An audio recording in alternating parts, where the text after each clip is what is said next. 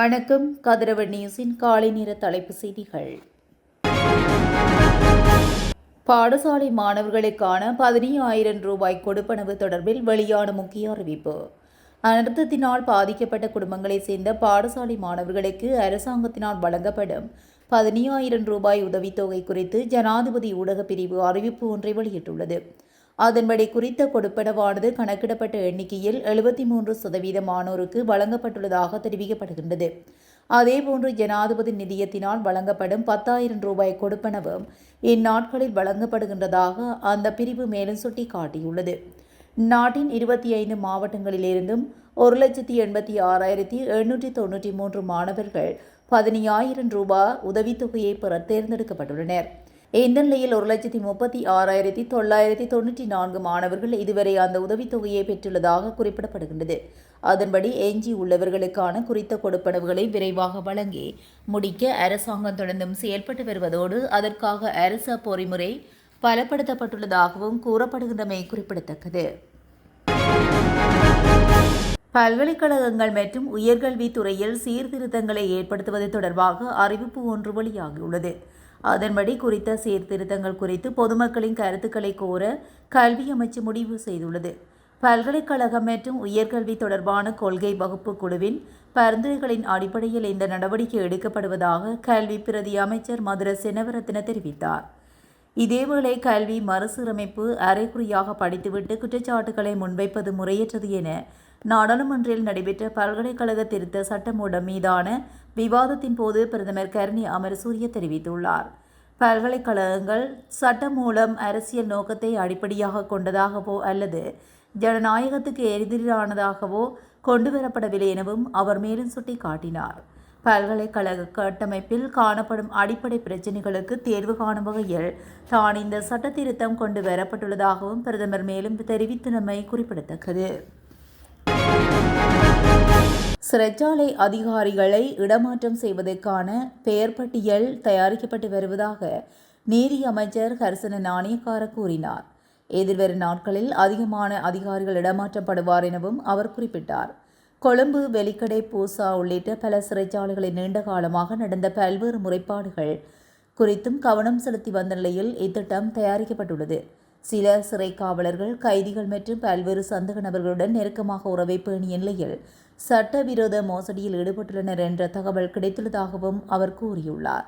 இதற்கிடையில் சிறைச்சாலை சோதனைகளுக்காக அவ்வப்போது விசேட அதிரடிப்படையினர் உதவியை பெற சிறைச்சாலை திணைக்களம் நடவடிக்கை எடுத்துள்ளது.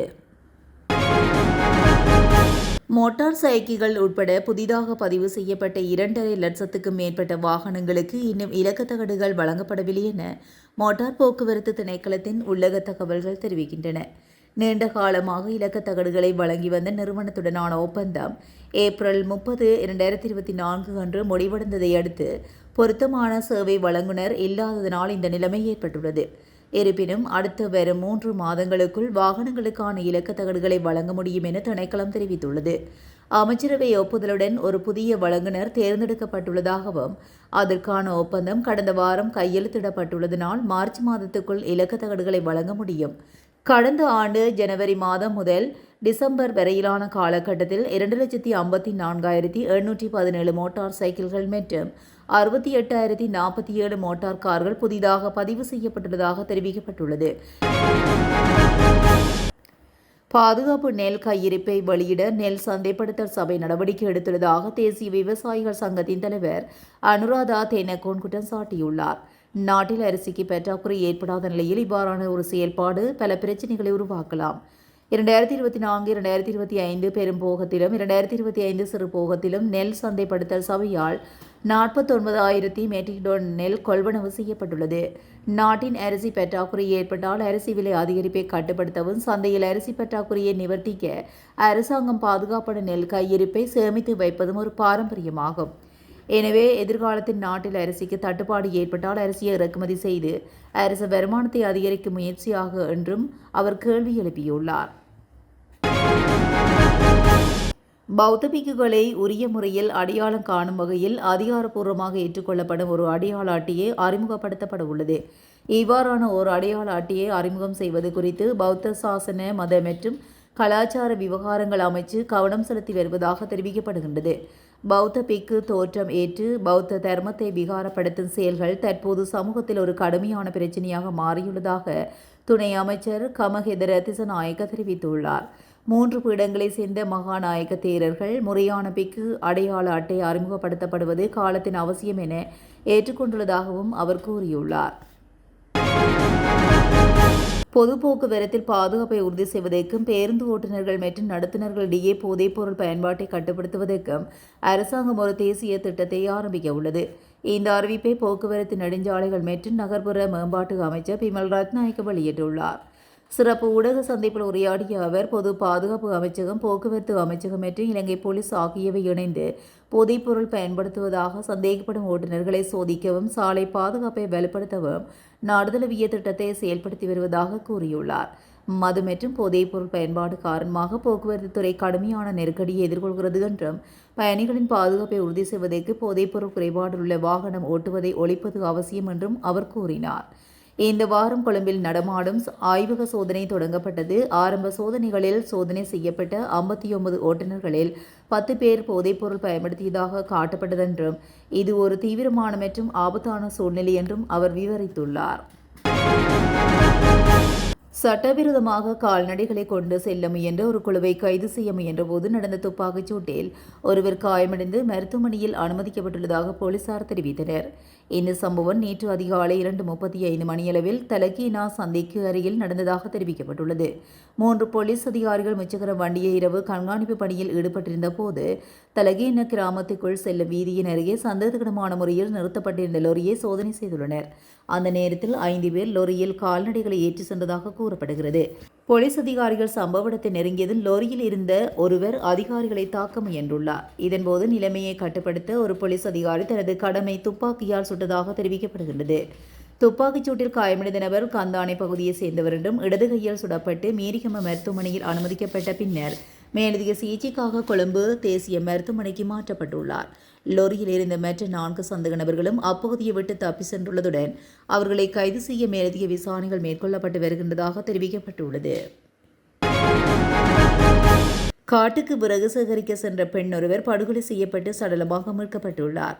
மகா ஒய்யா போலீஸ் பிரிவுக்குட்பட்ட பெரைகள் பகுதியில் உள்ள வனப்பகுதியிலிருந்து இந்த பெண்ணின் சடலம் மீட்கப்பட்டுள்ளது. குறித்த பெண் கடந்த 23ஆம் தேதி அருகில் உள்ள வனப்பகுதிக்கு விறகு சேகரிப்பதற்காக சென்ற நிலையில் அதன் பின்னர் அவர் வீடு திரும்பவில்லை என்றும் நேற்று முன்தினம் போலீசில் முறைப்பாடு செய்யப்பட்டுள்ளது. இதனையடுத்து போலீசார் விசாரணைகளை ஆரம்பித்துள்ளதோடு குடியிருப்பாளர்கள் மற்றும் உறவினர்கள், போலீசார் உள்ளிட்டோர் தேடுதல் நடவடிக்கையை மேற்கொண்டனர். இதன்போது களத்தில் வெட்டுக்காயங்களுடன் காணாமல் போன பெண்ணின் சடலம் ஒரு ஓடைக்கு அருகில் இருந்தது கண்டெடுக்கப்பட்டுள்ளது. இவ்வாறு படுகொலை செய்யப்பட்டவர் வட்டப்பட்டிய பகுதியை சேர்ந்த 46 வயதுடையவர் என்று போலீசார் தெரிவித்தனர். மேலும் குறித்த பெண் படுகொலை செய்யப்பட்டமைக்கான காரணம் மற்றும் கொலையாளி தொடர்பான எவ்வித தகவலும் தெரியவில்லை என்று போலீசார் தெரிவித்து உள்ளதுடன் சம்பவம் தொடர்பான மேலதிக விசாரணைகளை மேற்கொண்டு வருகின்றனர். நுவரெலியாவில் நிலவும் மாறுபட்ட காலநிலை காரணமாகவும் ஞாயிறு வார விடுமுறை என்பதனாலும் நேற்று சுற்றுலா பயணிகளின் வருகை அதிகரித்துள்ளதாக தெரிவிக்கப்பட்டுள்ளது. நுவரெலியாவில் பல்வேறு இடங்களிலும் தற்போது தொடர்ச்சியாக அதிகாலையில் உறைபனி ஒளிவும் பகல் நேரங்களில் வெப்பமான காலநிலையும் மாலை வேளையில் பனிமூட்டமும் நிலவி வருகின்றது. இவ்வாறு நிலவும் இதமான காலநிலையை சுற்றுலா பயணிகள் மகிழ்ச்சியாக அனுபவித்து வருவதாகவும் கூறப்படுகிறது. இவ்வாறான குழுகுழு காலநிலையை அனுபவிக்க இலங்கையில் மட்டுமில்லாது வெளிநாடுகளில் இருந்தும் அதிக அளவிலான சுற்றுலா பயணிகள் வருகை தந்த வண்ணம் உள்ளனர். சுகாதார அமைச்சினால் இணக்கம் காணப்பட்ட தேர்வுகளை நடைமுறைப்படுத்த தவறியமைக்கு எதிர்ப்பு தெரிவித்து இன்று முதல் நாடு தழுவிய ரீதியில் உள்ள வைத்தியசாலைகளில் அரச வைத்தியர்கள் தொடர்ச்சியான தொழிற்சங்க போராட்டத்தை ஆரம்பிக்க உள்ளனர். அரச வைத்திய அதிகாரிகள் சங்கம் இதனை நேற்று பிற்பகல் அறிவித்துள்ளது. நாடு முழுவதிலும் உள்ள கடந்த 2 நாட்களாக அரச வைத்தியர்கள் பணிப்புறக்கணிப்பில் ஈடுபட்டு வந்த நிலையில் தாம் முன்னெடுத்து வந்த பணிப்புறக்கணிப்பினை நேற்று காலை 8 மணியுடன் நிறைவுக்கு கொண்டு வந்தனர். எனினும் இன்று முதல் நாடு தழுவிய ரீதியில் உள்ள வைத்தியசாலைகளில் அரச வைத்தியர்கள் தொடர்ச்சியான தொழிற்சங்க போராட்டத்தை முன்னெடுக்க தீர்மானித்துள்ளனர். கத்தோலிக்க பாதிரியார் ஒருவரை தாக்கியதாக கூறப்படும் சம்பவம் தொடர்பாக கைது செய்யப்பட்ட கம்பகா பிரிவு குற்றப்புலனாய்வு பிரிவை சேர்ந்த 6 காவல்துறை அதிகாரிகளும் இன்று வரை விளக்கமறியலில் வைக்கப்பட்டுள்ளனர். நேற்று கம்பகா நீதவான் முன்னிலையில் அவர்கள் முன்னிலைப்படுத்தப்பட்டதை அடுத்து இந்த உத்தரவு பிறப்பிக்கப்பட்டுள்ளது. கத்தோலிக்க பாதிரியார் ஒருவர் மீதான தாக்குதல் சம்பவம் தொடர்பாகவே கம்பஹா பிரிவு குற்றப்புலனாய்வு பிரிவைச் சேர்ந்த 6 அதிகாரிகள் கைது செய்யப்பட்டுள்ளதாக தெரிவிக்கப்பட்டுள்ளது. மேலும் கிருந்திவிட்ட வழியாக உடுகம்புல நோக்கி சென்ற மோட்டார் சைக்கிள் ஓட்டுநரை வாகனத்தை நிறுத்துமாறு அதிகாரிகள் உத்தரவிட்ட போது இந்த சம்பவம் நேற்று முன்தினம் இரவு இடம்பெற்றுள்ளதாக தெரிவிக்கப்பட்டுள்ளது. மோட்டார் சைக்கிள் ஓட்டுநர் நிறுத்த உத்தரவை மீறியதாகவே அதிகாரிகள் மோட்டார் சைக்கிளை துரத்தி சென்றதாக கூறப்படுகிறது. எனவே மோட்டார் சைக்கிள் ஓட்டுநர் காவல்துறையின் உத்தரவை மதிக்க தவறியதைத் தொடர்ந்து அதிகாரிகள் அவரை பின்தொடர்ந்து கைது செய்துள்ளனர். கைது செய்யப்பட்ட போது இரு தரப்பினருக்கும் இடையே கடுமையான வாக்குவாதம் ஏற்பட்ட நிலையில் சம்பந்தப்பட்ட நபர் மீது தாக்குதல் நடத்தப்பட்டுள்ளதாக கூறப்படுகிறது. பாதிரியார் என அடையாளம் காணப்பட்ட 33 வயது மோட்டார் சைக்கிள் ஓட்டுநர் பின்னர் நீர்கொழும்பு வைத்தியசாலையில் அனுமதிக்கப்பட்டுள்ளதாக தெரிவிக்கப்பட்டுள்ளது. யாழ்ப்பாணம் வடமராட்சி பருத்தித்துறை பகுதியில் சட்டவிரோதமாக மணல் மண் ஏற்றி கொண்டு சென்ற டிப்பர் வாகனம் ஒன்றினையும் மேலும் ஒரு வறுமையாக சென்ற டிப்பர் வாகனத்தையும் நேற்று முன்தினம் இரவு சிறப்பு அதிரடிப்படையினர் கைப்பற்றியுள்ளதுடன் 2 டிப்பர்களின் சாரதிகளையும் கைது செய்து பருத்தித்துறை காவல் நிலையத்தில் உரிய சட்ட நடவடிக்கைக்காக ஒப்படைத்துள்ளனர். 10 வருடங்களுக்கு மேலாக வடமராட்சி கிழக்கு மாமுனை செம்பியன் பெற்று மற்றும் பகுதிகளில் சட்டவிரோத மணல் மண் அகழ்ந்து டிப்பர் வாகனத்தில் கொண்டு சென்று விற்பனையில் ஈடுபட்டு வந்த நபரது டிப்பர் வாகனமே சிறப்பு அதிரடிப்படையினரால் கைப்பற்றப்பட்டு பருத்தித்துறை காவல் நிலையத்தில் ஒப்படைக்கப்பட்டுள்ளதாக தெரிவிக்கப்பட்டுள்ளது. மேலும் இது ஒரு டிப்பர் வாகனம் உரிய ஆவணங்களுடன் காணப்பட்டமையினால் அந்த டிப்பர் வாகனமும் அதன் சாரதியும் விடுவிக்கப்பட்டுள்ளதுடன் மற்ற டிப்பர் மற்றும் அதன் சாரதி பருத்தித்துறை காவல் நிலையத்தில் உரிய சட்ட நடவடிக்கைகளுக்காக தடுத்து வைக்கப்பட்டுள்ளன. கண்டி பேராதனை அகுணாவெல பகுதியில் இடம்பெற்ற கோர விபத்தில் முச்சக்கர வண்டி சாரதியொருவர் உயிரிழந்துள்ளார். இந்த சம்பவம் நேற்று முன்தினம் முற்பகல் இடம்பெற்றுள்ளது. மேலும் தெரிய வருகையில் முச்சக்கர வண்டியில் எரிபொருள் தீர்ந்ததனால் வீதியோரத்தில் நிறுத்திவிட்டு எரிபொருளை நிரப்பிக் கொண்டிருந்த சாரதி மீது டிபெண்டர் வாகனம் மோதி விபத்துக்குள்ளானது. விபத்தின் முச்சக்கர வண்டி சாரதி தூக்கி வீசப்பட்ட நிலையில் சம்பவ இடத்திலேயே உயிரிழந்ததாக தெரிவிக்கப்படுகின்றது. விபத்தில் முச்சக்கர வண்டியும் பலத்த சேதத்துக்குள்ளானது. டிபெண்டர் வாகன சாரதியின் கவனையினமான அதிவேகத்தாலுமே இந்த விபத்து இடம்பெற்றதாக மக்கள் குற்றம் சாட்டியுள்ளனர். விபத்து தொடர்பான மேலதிக விசாரணைகளை போலீசார் மேற்கொண்டு வருகின்றனர். 70 ரூபாய் பெறுமதியான குடிநீர் போத்தலை 100 ரூபாய்க்கு விற்பனை செய்த குற்றத்துக்காக கொழும்பில் உள்ள பிரபல வர்த்தக நிலைய உரிமையாளர் ஒருவருக்கு 5 லட்சம் ரூபாய் அபராதம் விதித்து கொழும்பு மேலதிக நீதவான் HDD.J. பிரேமரத்ன உத்தரவிட்டார். நுகர்வோர் விவகார அதிகார சபையின் தலைமை அலுவலக விசாரணை பிரிவினருக்கு கிடைத்த தகவலின் அடிப்படையில் மேற்கொள்ளப்பட்ட சோதனையின் போதே இந்த சந்தேக நபர் கைது செய்யப்பட்டுள்ளார். தெற்கு அதிவேக வீதியில் நேற்று முன்தினம் மாலை இடம்பெற்ற வீதி விபத்தில் பெண்ணொருவர் உயிரிழந்துள்ளதுடன் மேலும் 2 காயமடைந்துள்ளதாக போலீசார் தெரிவித்தனர். கொழும்பிலிருந்து மத்தள நோக்கி பயணித்த கார் ஒன்று வீதியின் இடதுபுறத்தில் இருந்த பாதுகாப்பு வேலியுடன் மோதி கவிழ்ந்ததில் இந்த விபத்து ஏற்பட்டுள்ளது. விபத்தில் வத்தளை பகுதியை சேர்ந்த 51 வயதுடைய பெண் ஒருவரே உயிரிழந்துள்ளார். விபத்தில் 30 மற்றும் 36 வயதுடைய 2 காயமடைந்ததுடன் அவர்கள் காலி கராப்பட்டிய வைத்தியசாலையில் அனுமதிக்கப்பட்டுள்ளனர். அவர்களில் ஒருவரது நிலைமை கவலைக்கிடமாக உள்ளதாக வைத்தியசாலை வட்டாரங்கள் தெரிவிக்கின்றன. காரின் சாரதிக்கு ஏற்பட்ட நித்திரை கலக்கமே விபத்துக்கு காரணம் என சந்தேகப்படுவதாக போலீசார் கூறியுள்ளனர். சம்பவம் தொடர்பில் பின்னா தூவா போக்குவரத்து போலீசார் மேலதிக விசாரணைகளை முன்னெடுத்து வருகின்றனர்.